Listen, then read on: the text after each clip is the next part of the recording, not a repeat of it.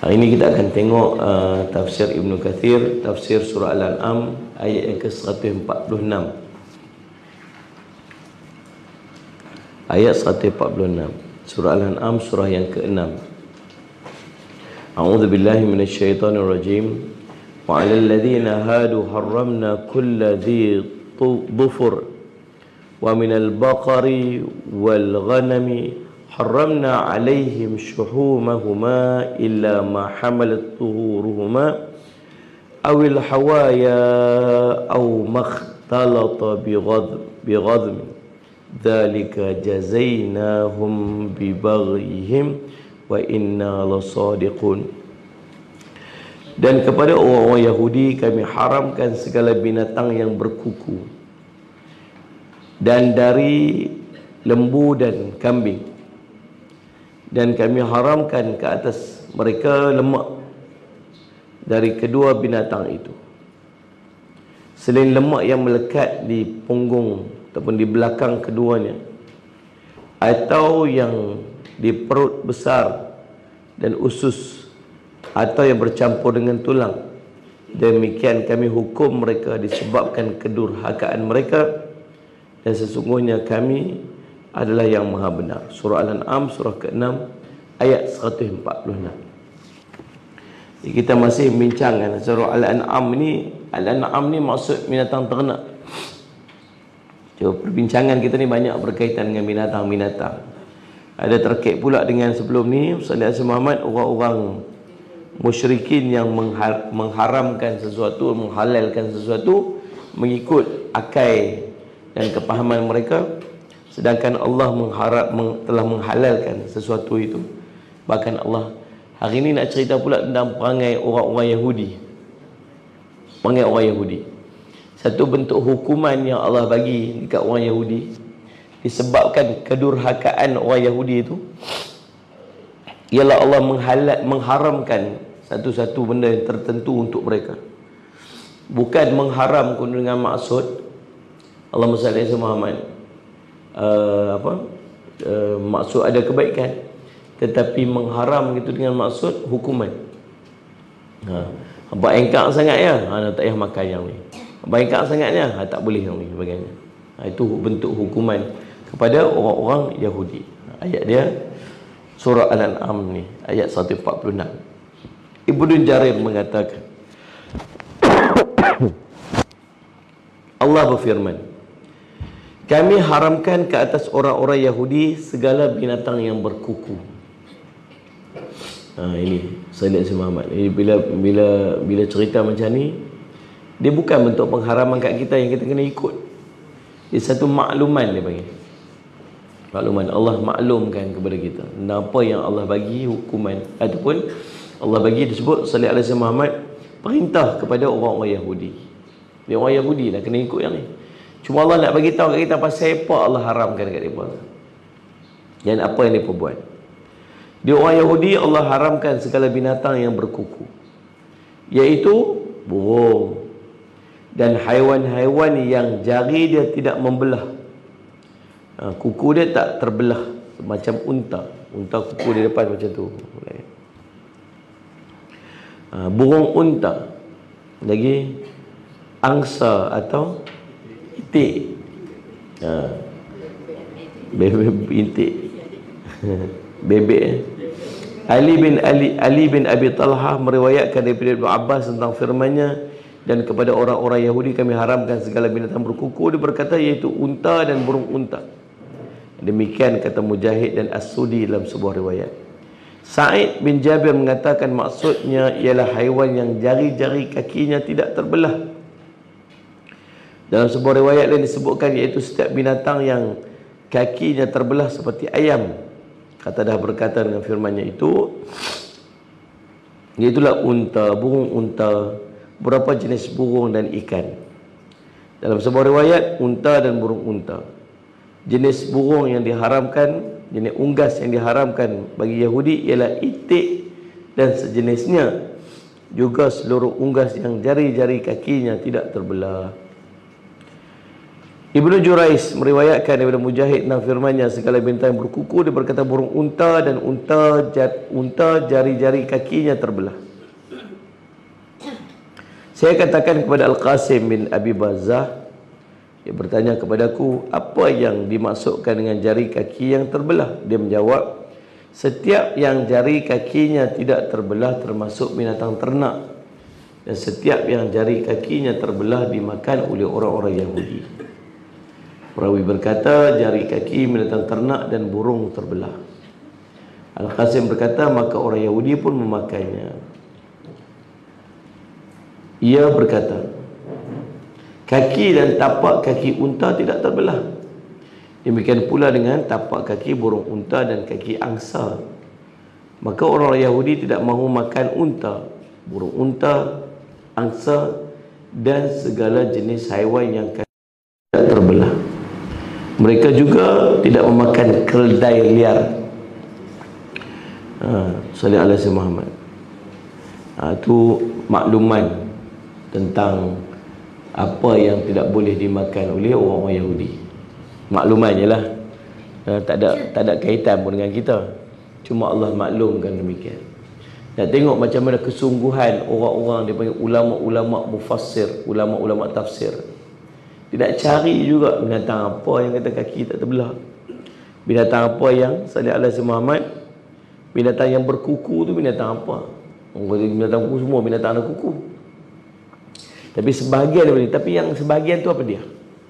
Ulama mufassir cari supaya kita juga dapat maklumat. Cuma ada perbezaan pendapat daripada di kalangan ulama mufassirin. Ulama ni kata burung unta, ulama ni kata unta, ulama ni kata itik, ulama ni kata apa. Kita habis, ustaz kita nak makan apa? Bukan kita ni orang Yahudi. Kita makan, yang tak boleh makan tak sedap makan. Yang boleh makan, makan lah tuan-tuan. Makan. Baik, Allahumma salli ala sayyidina Muhammad. Kemudian Allah sebut firman-Nya, wa minal baqari wal ghanami haramna alaihim syuhumahuma. Dan daripada lembu dan kambing biri-biri kot domba ni lah. Kambing biri-biri. Dan daripada lembu dan kambing biri-biri, kami haramkan ke atas mereka lemak, dan kami haramkan ke atas mereka lemak daripada kedua binatang itu. Tengok ulama As-Sudi kata apa? Lemak tu apa? Ulama mufassirin kata lemak tu apa yang Allah haramkan tu? Lemaknya iaitu perut. Sallallahu alaihi wasallam Muhammad. Apa ni, Syekh Ahmad Syakir rahimahullah katakan, as-sarbu ialah lemak nipis yang melitupi perut dan lambung dia. Kita Syekh Muhammad, perut dan ginjal. Orang-orang Yahudi berkata itu diharamkan oleh Bani Israel, maka kami juga mengharamkannya. Orang Yahudi kata. Hal senada dikatakan oleh Abu Zaid, kata dah mengatakan, iaitu lemak perut dan semua lemak kecuali yang terdapat pada tulang. Ali bin Abi Talha meriwayatkan daripada Ibnu Abbas tentang firman-Nya, illa ma hamalat zuhuru huma. Selain lemak yang melekat di belakang, kalau punggung tu belakang. As-Sudi dan Abu Saleh mengatakan iaitu lemak yang terdapat pada belakang lembu dan kambing biri-biri. Firman-Nya, awil hawaya, atau yang di dalam perut besar. Imam Abu Ja'far bin Jarir menjelaskan al-hawaya adalah bentuk jamak daripada hawiyah. Hawiyah dan hawiyah iaitu isi perut yang menyatu dan memutar, seperti aliran susu, aliran kotoran najis, dan juga isi perut yang menyatu dan memutar, dan usus. Ibnu Jarir menjelaskan makna firman ini ialah bahagian daripada kambing atau lembu yang Allah haramkan pada mereka ialah lemak kecuali yang melekat pada belakang, itu yang terdapat pada isi perut. Ali bin Abi Talha meriwayatkan daripada Ibn Abbas, atau yang terdapat dalam perut besar, iaitu tempat keluarnya najis, itu usus, daripada usus. Mujahid mengatakan atau yang ada dalam perut besar, iaitu tempat keluarnya kotoran dan isi perut. Hasnada dikatakan oleh Sa'id bin Jubair, Ad-Dahaq, Qatadah, Abu Malik bin As-Sudi, Abdul Rahman bin Zaid bin Aslam mengatakan atau dapat dalam perut besar, iaitu kotoran yang ada dalam usus terletak di tengah-tengah seperti aliran susu. Dalam bahasa orang sebut marabit. Itu sebahagian lagi yang Allah haramkan. Asal yang Allah halalkan itu selain lemak yang melekat. Baik, firman-Nya au makhtalata bi ghazmin, atau yang bercampur dengan tulang, iaitu kecuali lemak-lemak yang bercampur dengan tulang, yang ni yang boleh makan. Jadi lemak yang tak boleh makan, lemak ada dekat belakang kan, yang boleh makan itu lemak yang ada dekat belakang. Yang ni lemak yang boleh yang bercampur dengan tulang pula, maka telah kami halalkan untuk mereka. Ibnu Jurair mengatakan lemak ekor adalah lemak yang bercampur dengan tulang. Lemak ini halal. Lemak bahagian mana tu yang bercampur dengan tulang tu? Lemak bahagian ekor, kata Ibnu Jurair. Nah, ini bukan duk berebut itu ni. Jadi Muhammad Nabi sembilan lembu korban, dia tengok ekor tak ada.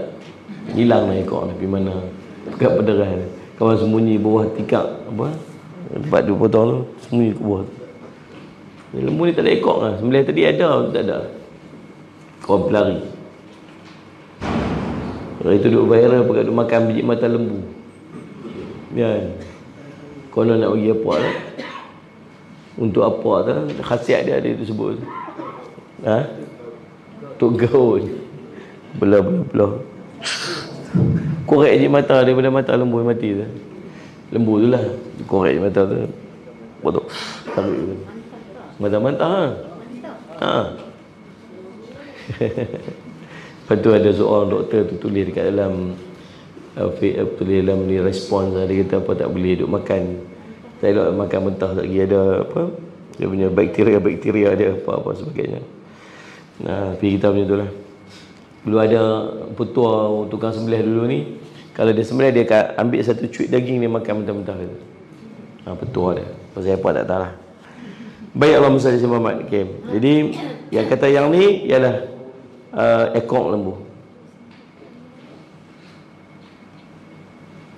Semua lemak yang terdapat pada kaki, pada lambungnya, pada kepala, pada mata, yang bercampur dengan tulang, hukumnya halal. Hal senada dikatakan oleh As-Suddi. Saya Muhammad. Kata yang ni kami duduk senarai ni Ustaz ni. Yang ni apa semua ni. Jadi sebenarnya yang mana boleh makan, mana tak boleh makan. Ulang lagi sekali, yang ni untuk orang Yahudi. Ini makluman saja. Kita makan lah, tak mana boleh makan, tak lembu tu makan. Habis semua boleh makan. Telur-telur lembu pun dia makan. Ustaz, untuk selama-lamanya? Untuk selama-lamanya? Wallahu a'lam. Allahu a'lam. Baik, assalamualaikum.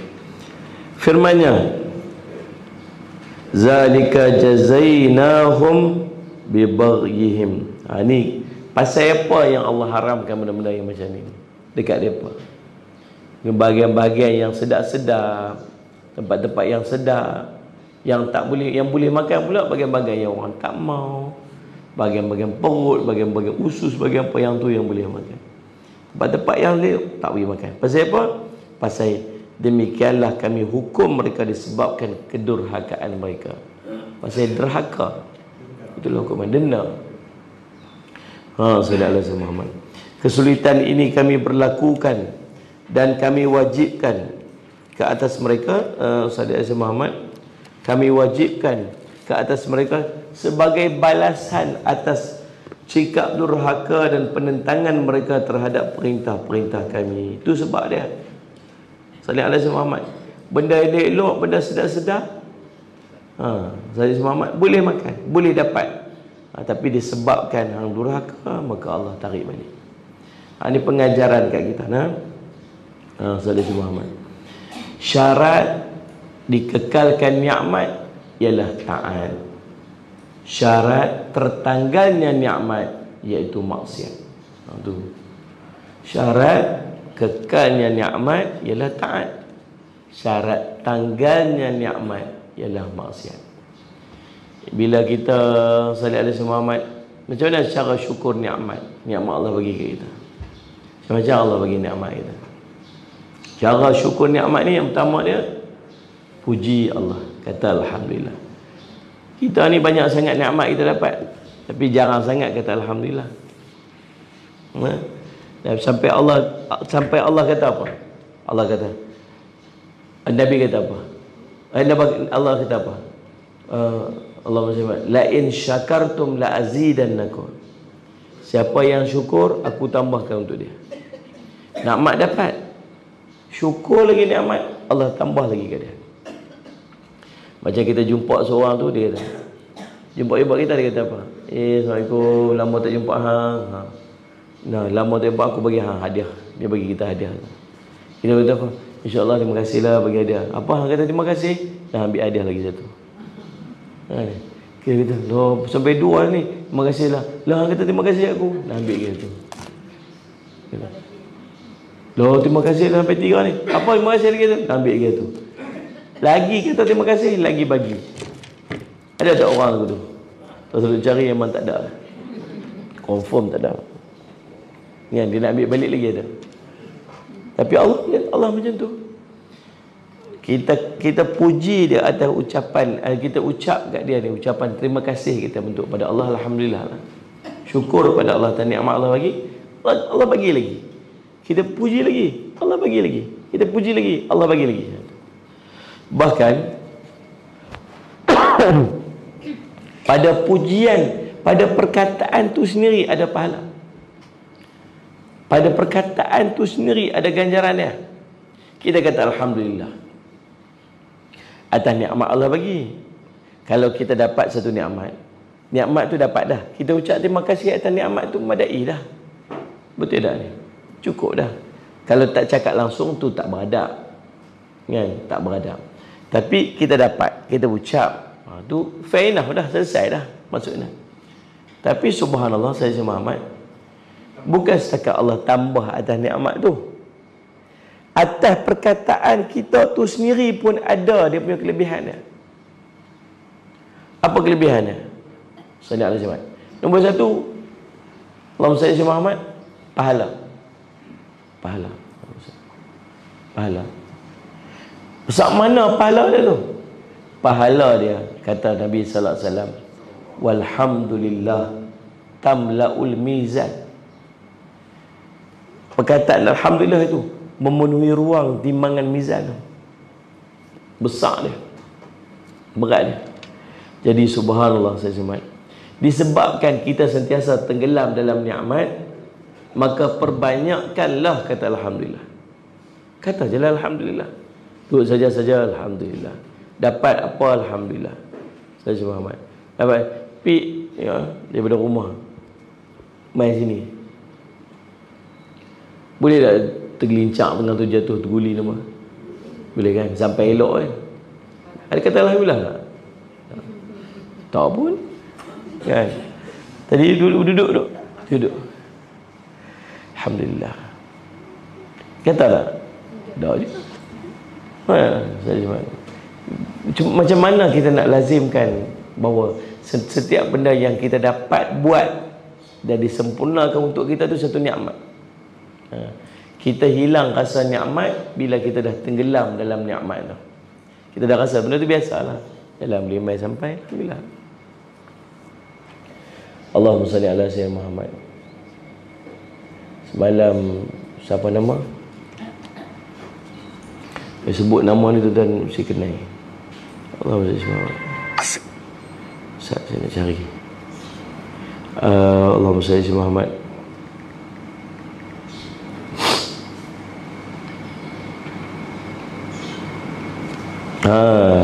Tuan-tuan kenal Datuk Fahmi Rejak ni kan? Dia pergi haji sekali dengan saya tu. Duduk kat sana waktu tu. Dia pun dengar kata duduk ada kat sana. Habis-habis haji dia terus pergi ke London. Dalam flight meninggal. meninggal musim baru selesai haji. Kalau boleh bayang tak kalau dapat haji mabrur, bersih daripada dosa, macam hari dilahirkan kan, seperti hari dia dilahirkan. Solid bulat-bulat masuk syurga. Tak tahu, saya tak tahu, wallahu a'lam. Tak tahu, tapi saya tahu kata DP. Subhanallah, Ustaz Muhammad tu nak cerita apa? Itu rezeki Allah bagi kan. Sudahlah Ustaz Muhammad. Jadi nombor satu sekali, puji Allah, sentiasa melazimi perkataan alhamdulillah. Yang kedua, cara untuk kita syukur nikmat ni ialah dengan kita melakukan kebaikan dengan nikmat yang kita dapat. Dapat nikmat buat baik, dapat nikmat buat baik, dapat harta buat baik, dapat duit belanja sedekah, sihat tubuh badan ni satu nikmat, guna untuk solat, guna untuk ibadat, guna untuk buat baik. Dan dapat bercakap, keluar mulut perkataan yang baik, bahasa bercakap perkataan-perkataan yang baik. Mata nikmat, boleh tengok, boleh lihat, tengok benda-benda yang baik. Telinga boleh dengar benda-benda yang baik-baik. Gunakan nikmat kita dapat tu dengan kebaikan, untuk kebaikan. Itu cara mensyukuri nikmat. Yang ketiga, cara untuk kita syukur nikmat ialah dengan kita meninggalkan maksiat. Jangan guna nikmat yang kita dapat tu untuk maksiat. Dia panggil kufur nikmat.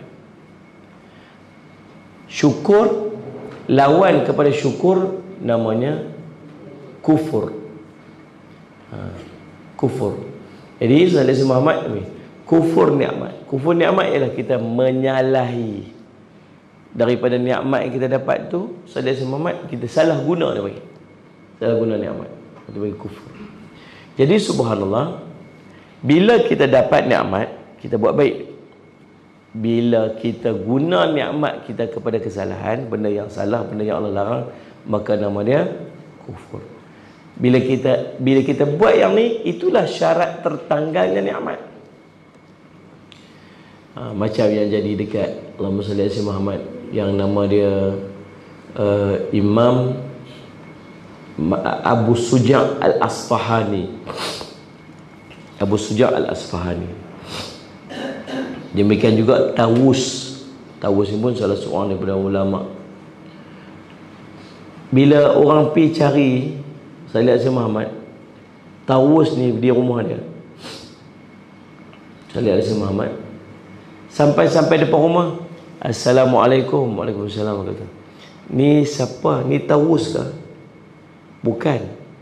Jumpa seorang tua duduk depan rumah. Dia bukan Tawus. Ni siapa? Ni rumah Tawus ke? Betul. Orang tua depan rumah. Ni siapa? Saya anak dia. Mana Tawus? Sekejap. Ayah, ada orang main. Ayah dia main keluar sihat walafiat lagi. Anak tu dah tua bangka dah. Sihat, berjalan kemai. Sampai orang duk heran. Pasal apa yang sihat sangat? Apa amalan yang sihat sangat ni? Abu Suja' pun sopa 100 tahun lebih, duduk dekat di ujung usia dia, duduk di Masjid Nabawi, sapu sampah, jaga makam Rasulullah SAW.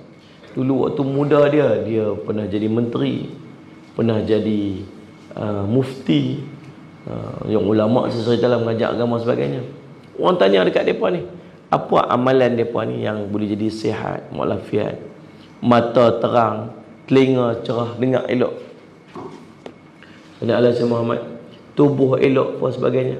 Dia kata, aku jaga anggotaku pada usia tuaku, maka Allah menjaga anggotaku pada usia tuaku. Aku menjaga anggotaku pada usia mudaku, maka Allah menjaga anggotaku pada usia tuaku. Itu dia punya syarat tu. Betul lah ulama kita. Syarat berkekal nikmat ialah taat. Syarat tertanggalnya nikmat itu maksiat. Kita ni tak dan tua, sakit sana sakit sini, tahun tu tak kenal, tahun ni tak kenal, lagu tu lagu ni, lagu tu lagu ni. Tak dia boleh jadi dua lah. Satu, Sayyidina Muhammad, dia panggil kafarah. Kafarah tu lagu mana? Dia Allah nak padam dosa-dosa kita yang kita buat tu, salah guna dulu ni. Dulu tangan buat apa? Dulu kaki tu pergi buat apa? Orang tak bagi pi tang tu lah yang hampir. Mulut kita duk bercakap lagu mana, apa benda sebagainya. Mungkin tu menjadi penyebab. Bila kita baca tentang syabab, kan, Nabi SAW sebut tujuh golongan yang akan mendapat naungan arasy Allah nanti di yaumul qiyamah. Allahumma salli ala sayyidina Muhammad.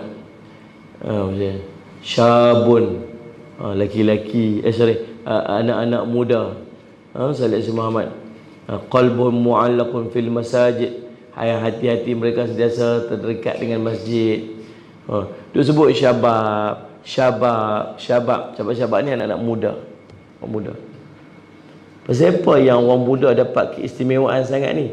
Pasal waktu muda ni memang waktu yang orang nak explore, orang nak buat macam-macam, kalau dia dapat selamat time tu, dia akan selamat terus sampai bila-bila mudah-mudahan.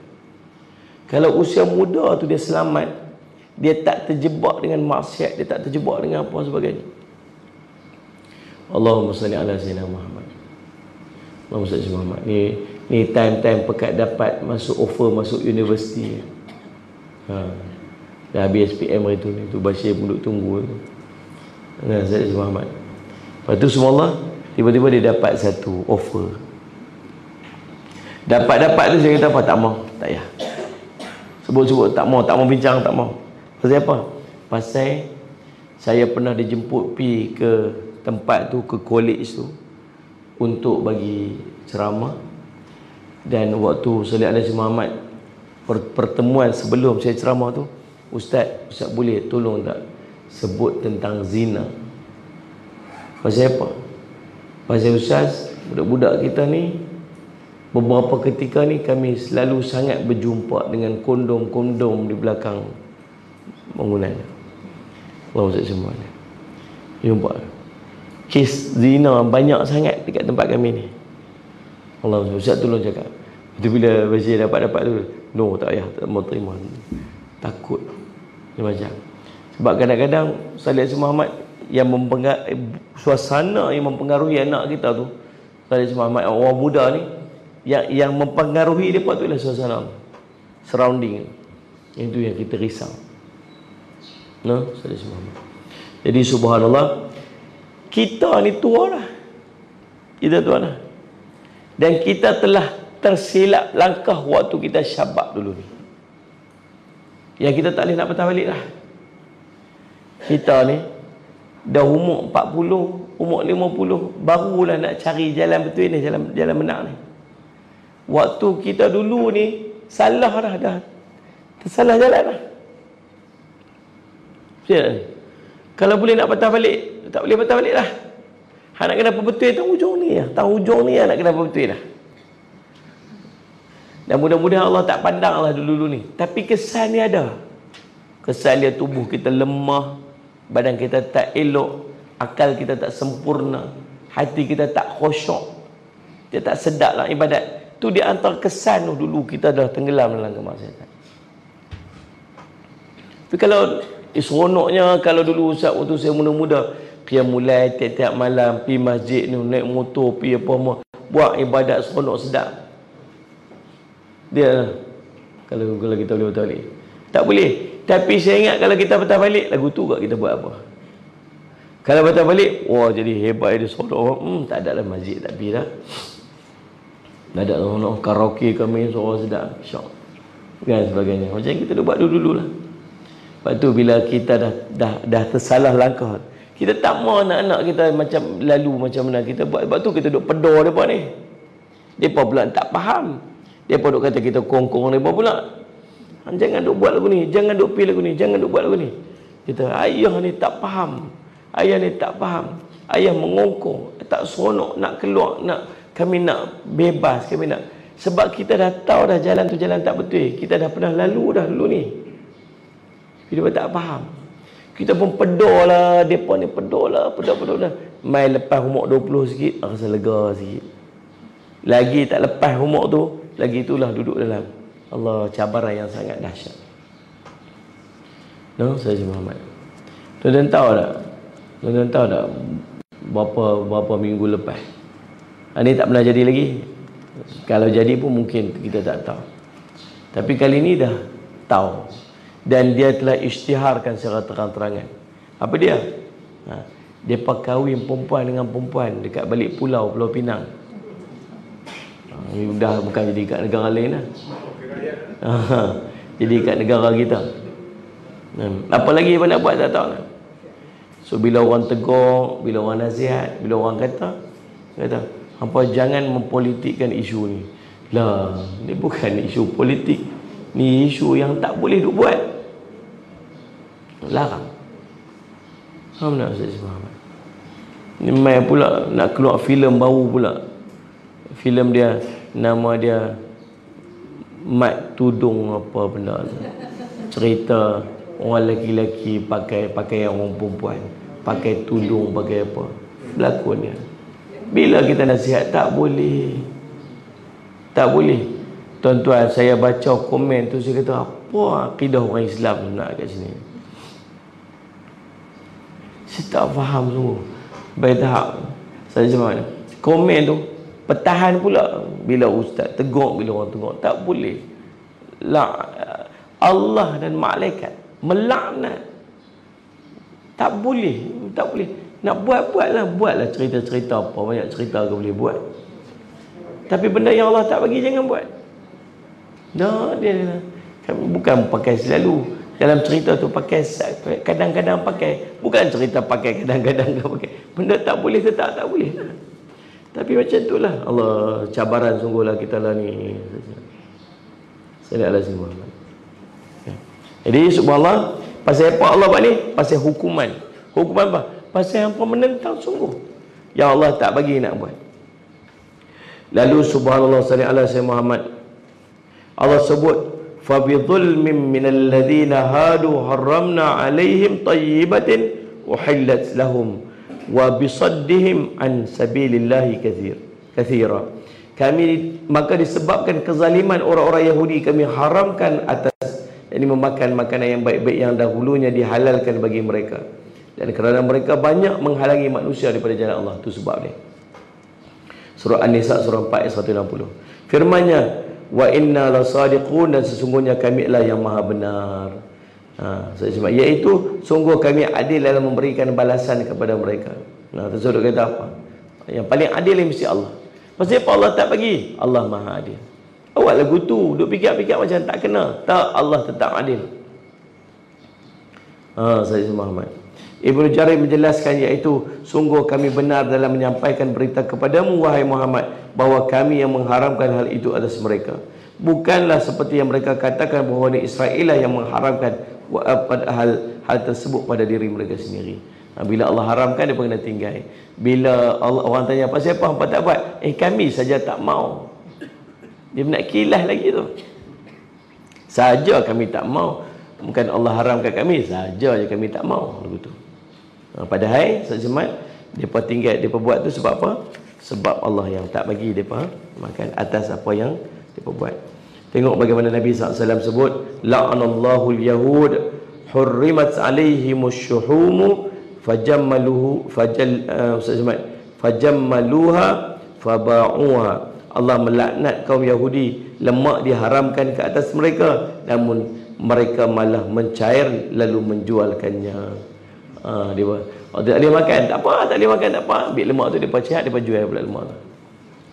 Panggil dia. Sallallahu alaihi wasallam. Abu Lais mengatakan, Yazid bin Abi Habib menentukan, dia kata, aku mendengar Jabir bin Abdullah mengatakan, aku mendengar Nabi SAW bersabda ketika penaklukan kota Mekah, innallaha wa rasuluhu harrama bai'al khamri wal maitati wal khinzir wal asnam. Faqila ya Rasulullah ara'aita syuhumal maitati fa innaha yudhanu bihal juludu wal butla bihal syufunu wa yastasbihu bihan nas. Faqala la huwa haram. Thumma qala Rasulullah sallallahu alaihi wasallam inda dhalik qatallahu al-yahud inna Allah lamma harrama shuhumaha jamaluha thumma ba'una fa'akalu thamanahu. Nabi sallallahu alaihi wasallam, sungguh Allah dan Rasulnya telah mengharamkan jual beli khamar, bangkai babi dan berhala. Ada yang berkata, "Wahai Rasulullah, lemak-lemak bangkai menurutmu bagaimana?" Lemak itu boleh digunakan untuk meminyakkan kulit, untuk disapu di perahu dan dijadikan penerangan. Jadi lampu, minyak lampu. Dia bersabda, lemak itu haram. Setelah itu Rasulullah SAW menjelaskan hal terkait Allah melaknat orang Yahudi. Dia ni jawab apa? Dia kata apa? Dia kata apa? Dia kata lemak tu kan haram. Dia kata. Dan Nabi SAW menjelaskan, Allah melaknat orang Yahudi. Sungguh setelah dia mengharamkan lemak-lemak haiwan atas mereka, mereka malah mencairkan lemak-lemak itu, lalu mereka jual dan mereka makan hasil daripada penjualannya.